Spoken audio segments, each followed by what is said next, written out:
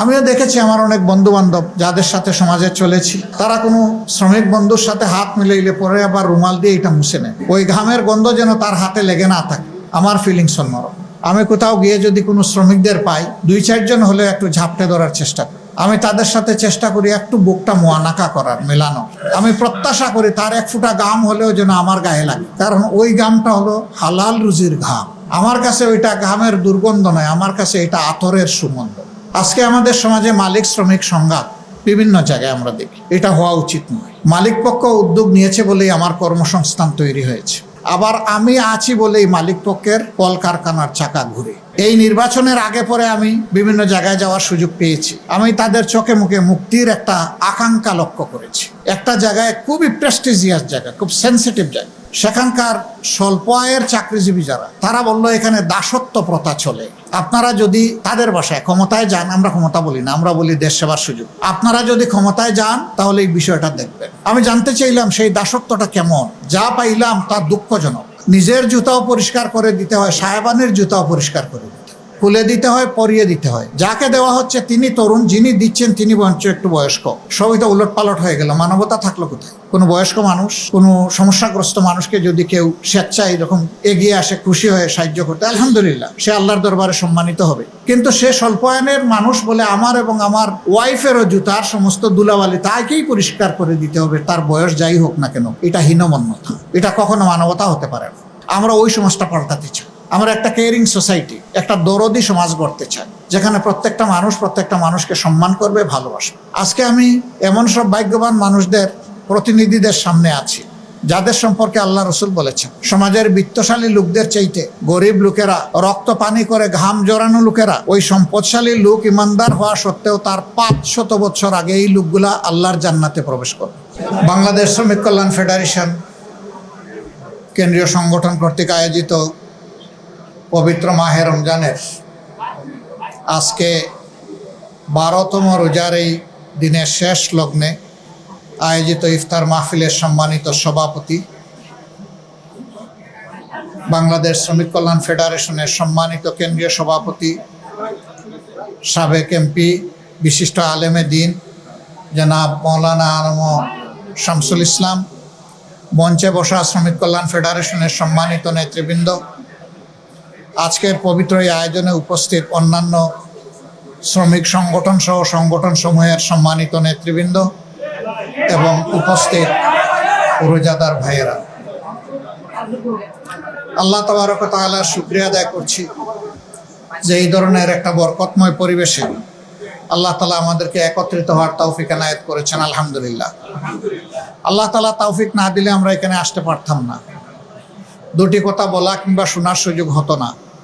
নিজের জীবনকে পর্যালোচনা করার দিক আমরা খুঁজে পেতাম না। আল্লাহ তাআলা মেহেরবানি করেছেন বলেই আমাদের এখানে আসা সম্ভব হয়েছে।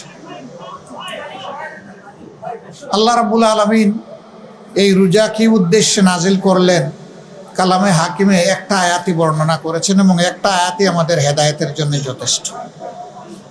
আল্লাহ তাআলা বর্ণনা করছেন, ও ঈমানদারগণ, আমি তোমাদের জন্য এই রোজা ফরজ করলাম, অবধারিত করে দিলাম, লিখে দিলাম, যেমন তোমাদের পূর্ববর্তীদের উপরে করেছিলাম। লাআল্লাকুম, হয়তোবা আশা করা যায়, তোমরা তাত্তাকুন, তোমরা ভয় করতে শিখবে। এই ভয়টা কারে? এই ভয়টা যিনি আয়াত নাজিল করেছেন কেবলই তারে, অন্য কাউকে না, আল্লাহ সুবহানাহু ওয়া তাআলা। এই একটা আয়াতের মধ্যে গোটা মানবতা ঢুকে গেছে। একজন মানুষ আল্লাহর দেওয়া বিবেক, বুদ্ধি, জ্ঞান, তার যোগ্যতা অনুযায়ী সে যদি শুধু চিন্তা করে যে আমি কি, আমার আজকের এই অস্তিত্বের বাস্তবতা কোথায়, তখনই সে চলে যাবে তার মৌলার মেহেরবানির কাছে, যে আল্লাহ তাআলাই তাকে পয়দা করে আজকের এই পর্যায়ে নিয়ে এসেছে। আল্লাহ তাআলাই সমাজে আজকে তাকে এমন একটা অবস্থান তৈরি করে দিয়েছে, যখন সে আল্লাহ তাআলার নিয়ামতের করার স্মরণ করবে, স্বাভাবিকভাবেই আল্লাহর প্রতি তার আনুগত্য, তার কমিটমেন্ট, অঙ্গীকার বেড়ে যাবে। আল্লাহ রাব্বুল আলামিন আমাদেরকে হুঁশিয়ার করে দিয়ে বলেছেন, বান্দারা, তোমাদের সৃষ্টি, তোমাদের বেড়ে ওঠা, তোমাদের চলন, তোমাদের বলন, তোমাদের বেঁচে থাকা, তোমাদের এগিয়ে যাওয়া, তোমাদের পিছিয়ে যাওয়া, তোমাদের চতুর্দিকে দৃশ্যমান অথবা অদৃশ্য যত নিয়ামত রাজি আমি তোমাদের খেদমতের জন্য, সেবার জন্য দান করেছি, মনে রাখবা হাসরের দিন একটা একটা করে তার জবাব তোমাদের কাছ থেকে আমি নেব। তোমরা এই নিয়ামতের কৃতজ্ঞতা আমার প্রতি আদায় করেছিলে কিনা? বাতাস আমরা চোখে দেখি না, কিন্তু অনুভব করি। একটা বদ্ধ ঘরে সব দিক থেকে এয়ার টাইট করে যদি কাউকে রেখে দেওয়া হয়, কিছু সময় ঘরের ভিতরে যে অক্সিজেন আছে এইটা সে টেনে মোটামুটি স্বস্তির সাথে বেঁচে থাকবে, কিন্তু একটা সময় পরেই তার সাফোকেশন শুরু হয়ে যাবে, শ্বাসরুদ্ধ একটা অবস্থা সে অনুভব করবে। তখন সে একটা ছিদ্র হলেও ওইটা দিয়ে শ্বাস টেনে বাঁচার চেষ্টা করবে। কিন্তু আমরা যখন মুক্ত আকাশের নিচে থাকি, মুক্ত পরিবেশে থাকি, তখন আল্লাহর দেওয়া এই শ্বাসের, এই অক্সিজেনের, এই বাতাসের কোনো মূল্য মর্যাদা আমরা বুঝতে পারি না। করোনা এসেছিল 19 সালে, এরপরে আবার এসেছে 21 সালে। 2 দফা গোটা বিশ্বকে চুবিয়েছে, আমাদেরকেও চুবিয়েছে। অক্সিজেন কি জিনিস তখন বোঝা গেছে। বহু হসপিটালে রোগীদের এত রাশ ছিল, ভিড় ছিল, যে সেখানে ঠাই নাই অবস্থা। মানুষগুলো অসহায়, যাবে কোথায়? বলছে রাস্তায় হলে আমাকে একটা সিলিন্ডার সাথে যুক্ত করে দেন, আমি একটু শ্বাস নেই, একটু বাঁচার সুযোগ নেই। তখন বোঝা গেছে অক্সিজেন কি জিনিস।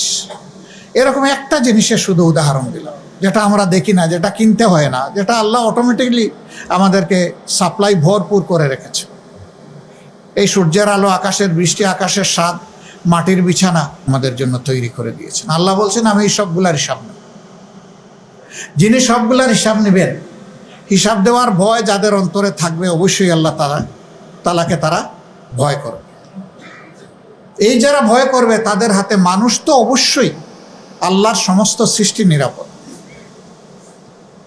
আল্লাহর হাবিব বলেছেন, একটা পিঁপড়াকে অপ্রয়োজনে তার গায়ে হাত দিবে না, তাকে খুন করবা না, হত্যা করবা না, পায়ের তলে দলন পীড়ন করবা না। কারণ ওই পিঁপড়ার জীবন তুমি দিতে পারবা না, জীবন তুমি নিতেও পারবা না। যেহেতু তুমি জীবন দিতে পারবা না, জীবন নেওয়ার অধিকার তোমার নাই। একটা মানুষ বিভিন্ন জ্বালা যন্ত্রণা, তার হতাশার থেকে অনেক সময় সে আত্মহত্যার সিদ্ধান্ত নেয়।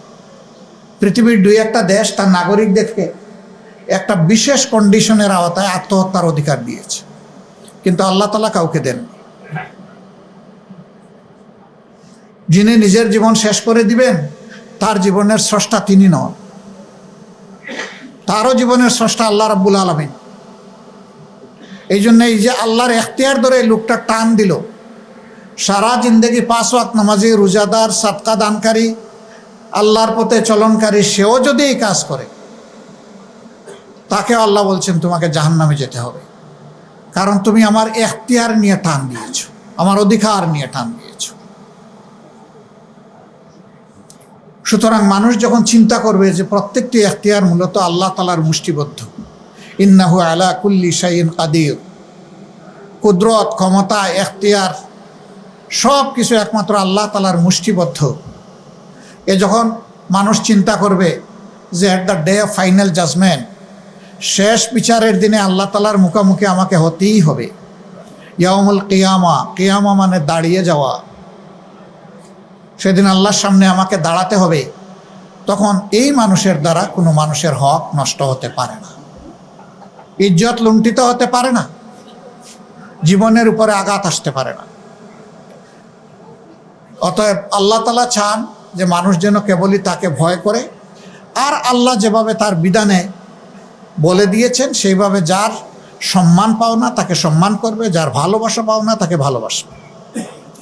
আজকে আমি এমন সব ভাগ্যবান মানুষদের প্রতিনিধিদের সামনে আছি যাদের সম্পর্কে আল্লাহ রাসূল বলেছেন, সমাজের বিত্তশালী লোকদের চাইতে গরিব লোকেরা দিন আনে দিন খায় লোকেরা, রক্ত পানি করে ঘাম জড়ানো লোকেরা, ওই সম্পদশালী লোক ইমানদার হওয়া সত্ত্বেও তার 500 বছর আগে এই লোকগুলা আল্লাহর জান্নাতে প্রবেশ করে। বিশাল সৌভাগ্যের ব্যাপার। আমি সব সময় বলি, সমাজে চলতে গিয়ে দুই শ্রেণীর মানুষের সাথে যখন মিশার সুযোগ পাই, সানন্দে আল্লাহ তাআলার শুকরিয়া আদায় করি। এক শ্রেণী হচ্ছে শিশু, তারা নিষ্পাপ। ওদের সাথে হাত মিলালে মনে হয় যেন গুনাহ ঝরছে। আরেক শ্রেণীর মানুষ যারা ঘাম জড়িয়ে হালাল রুজি করে, তারা। আমিও দেখেছি আমার অনেক বন্ধু বান্ধব যাদের সাথে সমাজে চলেছি, তারা কোনো শ্রমিক বন্ধুর সাথে হাত মিলাইলে পরে আবার রুমাল দিয়ে এটা মুছে নেয়। ওই ঘামের গন্ধ যেন তার হাতে লেগে না থাকে। আমার ফিলিংস অন্যরকম। আমি কোথাও গিয়ে যদি কোনো শ্রমিকদের পাই, 2-4 জন হলেও একটু ঝাপটে ধরার চেষ্টা করি। আমি তাদের সাথে চেষ্টা করি একটু বুকটা মোয়ানাকা করার, মেলানোর। আমি প্রত্যাশা করি তার 1 ফোঁটা ঘাম হলেও যেন আমার গায়ে লাগে, কারণ ওই ঘামটা হলো হালাল রুজির ঘাম। আমার কাছে ওইটা ঘামের দুর্গন্ধ নয়, আমার কাছে এটা আতরের সুগন্ধ। আজকে আমাদের সমাজে মালিক শ্রমিক সংঘাত বিভিন্ন জায়গায় আমরা দেখি। এটা হওয়া উচিত নয়। মালিক পক্ষ উদ্যোগ নিয়েছে বলেই আমার কর্মসংস্থান তৈরি হয়েছে, আবার আমি আছি বলেই মালিক পক্ষের কলকারখানার চাকা ঘুরে। সুতরাং একজন আরেকজনের আমরা সম্পূরক, পরিপূরক। আমরা কলিশনে যেতে পারি না, আমরা কোঅর্ডিনেশনে যেতে পারি। আমি মালিক পক্ষকে যখন একা পাই তখন বলি যে মেহরবানি করে আপনার এখানে নারী পুরুষ যারা কাজ করে তাদেরকে নিজের সন্তানের মতো দেখুন। সন্তানের মতো দেখলে একটু আদর, একটু ভালোবাসা থাকবে।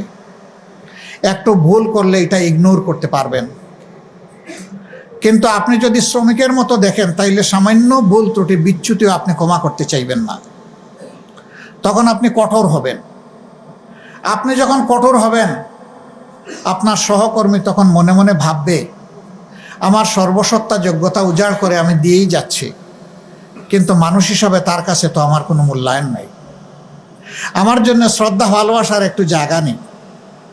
কিন্তু সে যখন দেখবে উল্টা দিকে যে আপনি ঠিকই সন্তানের মতো আদর করেন, ভুল করলেও মাথায় হাত বুলিয়ে দিয়ে বলেন আমি তোমার কাছে এটা আশা করিনি, তোমার জন্য দোয়া থাকলো। আপনার শাসনের জন্য এনাফ ইজ এনাফ।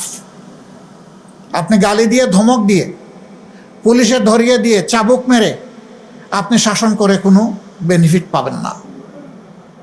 আপনি আদরের সাথে একটু শাসন জড়াই দেন, that will be best administration. আপনি সেটা করেন।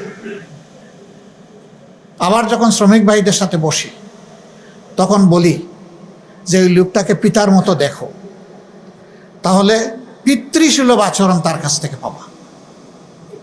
কিন্তু তুমি যদি ভাই মুখামুখি হয়ে যাও, বোন তুমি মুখামুখি হয়ে যাও, তাহলে এই নিয়ামত তুমি পাবা না।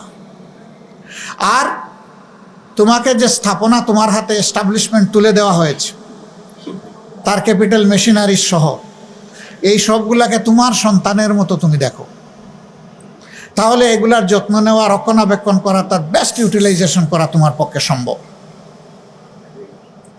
যদি এই কারখানা বেঁচে থাকে তুমি বেঁচে থাকবা, যদি এই গাড়িটা যানবাহন বেঁচে থাকবে তুমি বেঁচে থাকবা।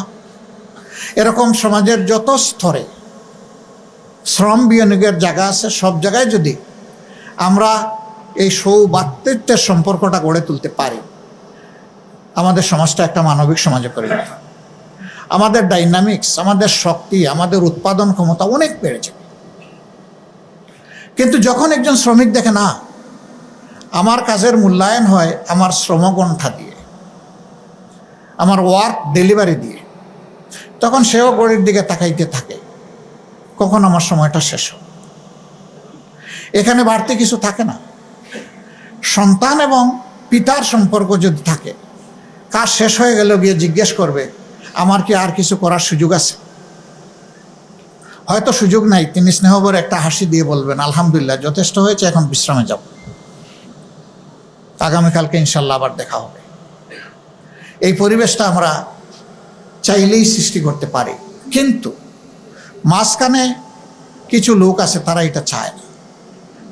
তারা চায় এই দুই পক্ষের মধ্যে একটা সংঘাত লাগাই রাখতে, একটা প্রতিহিংসার ভাব তৈরি করে রাখতে। এতে তাদের বেনিফিট, তারা তখন বার্গেনিং করার সুযোগ পায়। বার্গেনিং শ্রমিকদেরকে, কর্মচারীদেরকে বেনিফিট দেওয়ার জন্য নয়, বার্গেনিং তাদেরকে বিক্রি করে নিজের বেনিফিট আদায় করার জন্য। এবং এর ফলে আমাদের প্রত্যেকটি উদ্যোগ আমরা দারুণ চ্যালেঞ্জের মুখে পড়ি, কখনো কখনো ব্যর্থতায় পর্যবসিত হয়। ওই উদ্যোগ যখন ব্যর্থ হবে তখন আপনিও ব্যর্থ, আপনারও জায়গা নাই আর কাজ করার। কিন্তু ওই ধূর্ত লোকগুলা কিন্তু হারায় না, হারিয়ে যায় আমাদের সাধারণ শ্রমিকেরা। ইসলাম সেই কল্যাণের বিধান সব জায়গায় ঢুকাতে চায়, অন্তর্ভুক্ত করতে চায়। শ্রমিক কল্যাণ ফেডারেশন, নাম দেখেন, শ্রমিক কল্যাণ ফেডারেশন। এটা শ্রমিকের কল্যাণে কাজ করবে, প্রকৃত কল্যাণে কাজ করবে। দুটা কল্যাণ, একটা হচ্ছে প্রত্যেক শ্রমিককে মানবিক অনুভূতি জাগিয়ে তুলে তার মাঝে নৈতিকতা তৈরি করা। সে স্বকীয় দায়িত্ববোধের জায়গা থেকে তার দায়িত্বের পুরাটা আদায় করে সে চাইবে তার পুরা রুজিটা হালাল হোক, এবং এর মাধ্যমে শ্রমগণ এলাকায় উদ্যোগগুলা সফল হোক। দ্বিতীয়ত, তাদের কোনো অধিকার কেউ যেন কায়দা করে কোনোভাবে কেড়ে নিতে না পারে, তার পক্ষে যোদ্ধা হয়ে দাঁড়ায় যাওয়া, লড়াই করা, কর্তব্য সহযোগিতা করা। আমি শ্রমিক কল্যাণ ফেডারেশনকে বলবো, কাজ আপনাদের শুরু, শেষ হয়নি। এই নির্বাচনের আগে পরে আমি বিভিন্ন জায়গায় যাওয়ার সুযোগ পেয়েছি। আমি তাদের চোখে মুখে মুক্তির একটা আকাঙ্ক্ষা লক্ষ্য করেছি। একটা জায়গায় খুবই প্রেস্টিজিয়াস জায়গা, খুব সেন্সিটিভ জায়গা, সেখানকার স্বল্প আয়ের চাকরিজীবী যারা, তারা বলল এখানে দাসত্ব প্রথা চলে। আপনারা যদি তাদের ভাষায় ক্ষমতায় যান, আমরা ক্ষমতা বলি না, আমরা বলি দেশ সেবার সুযোগ, আপনারা যদি ক্ষমতায় যান তাহলে এই বিষয়টা দেখবেন। আমি জানতে চাইলাম সেই দাসত্বটা কেমন। যা পাইলাম তা দুঃখজনক। নিজের জুতাও পরিষ্কার করে দিতে হয়, সাহেবানের জুতাও পরিষ্কার করে দিতে, খুলে দিতে হয়, পরিয়ে দিতে হয়। যাকে দেওয়া হচ্ছে তিনি তরুণ, যিনি দিচ্ছেন তিনি বঞ্চ একটু বয়স্ক। সবই তো উলট পালট হয়ে গেল, মানবতা থাকলো কোথায়? হ্যাঁ, কোনো বয়স্ক মানুষ, কোনো সমস্যাগ্রস্ত মানুষকে যদি কেউ স্বেচ্ছায় এরকম এগিয়ে আসে খুশি হয়ে সাহায্য করতে, আলহামদুলিল্লাহ, সে আল্লাহর দরবারে সম্মানিত হবে।